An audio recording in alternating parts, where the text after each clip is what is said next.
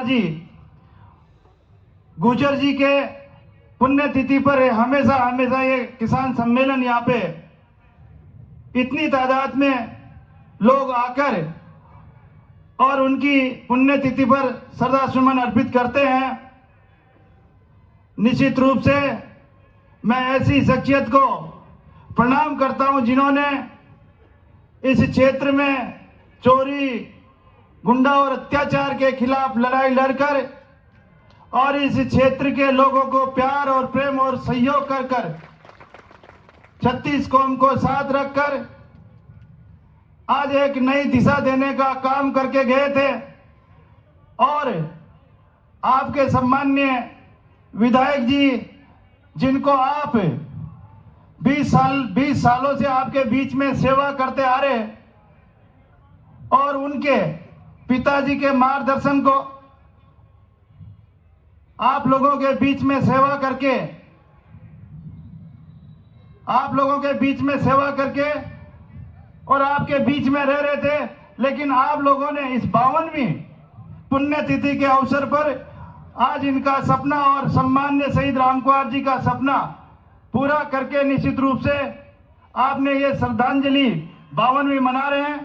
निश्चित रूप से मैं निवेदन करूंगा आप सभी से कि जिस तरह से ये कांग्रेस सरकार झूठ बोलकर जब राजस्थान में आई थी, अभी हमारे सम्माननीय सतीश जी भाई साहब कह रहे थे कि ये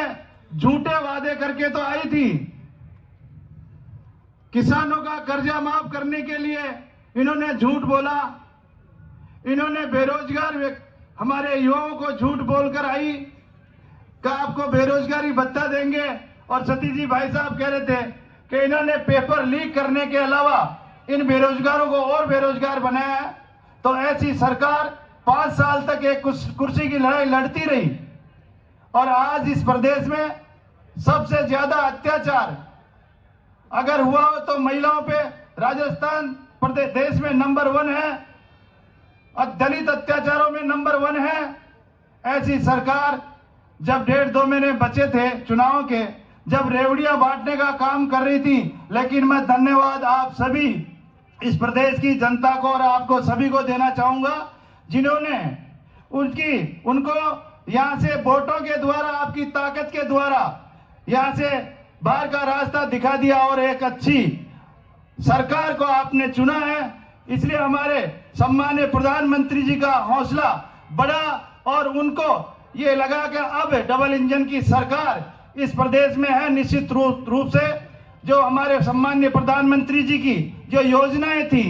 जो कल्याणकारी योजनाएं थी, उन योजनाओं को अब निश्चित रूप से उन पात्र व्यक्तियों तक पहुंचाने का काम करेंगे जो वास्तव में पात्र था और उस पात्र व्यक्ति को उस योजना का लाभ मिलेगा तो निश्चित रूप से हमारी समाज की मुख्य धारा में वो लाने का काम करेगा। इसलिए मैं इस मौके पे आप लोगों से सभी से यही निवेदन करना चाहता हूं कि हम जन कल्याणकारी योजनाएं जो हमारे सम्माननीय प्रधानमंत्री जी के द्वारा चलाई जा रही है, उन योजनाओं को हम सब मिलकर उन पात्र व्यक्तियों को लाभ पहुंचाने का काम करें जो वो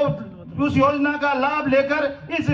समाज की मुख्य धारा में हम उनको लाएं। ये मैं आप लोगों से सभी से निवेदन करूंगा और आप सब मिलकर जिस तरह से इस राजस्थान प्रदेश को ये कांग्रेस सरकार पीछे करके गई थी, इस सरकार के अब राजस्थान में भारतीय जनता पार्टी की सरकार है। निश्चित रूप से राजस्थान को आगे बढ़ाने का काम हम सब मिलकर 36 कौम एक साथ मिलकर और भाईचारा प्यार प्रेम से आगे बढ़ाने का काम करेंगे। जय हिंद, जय भारत।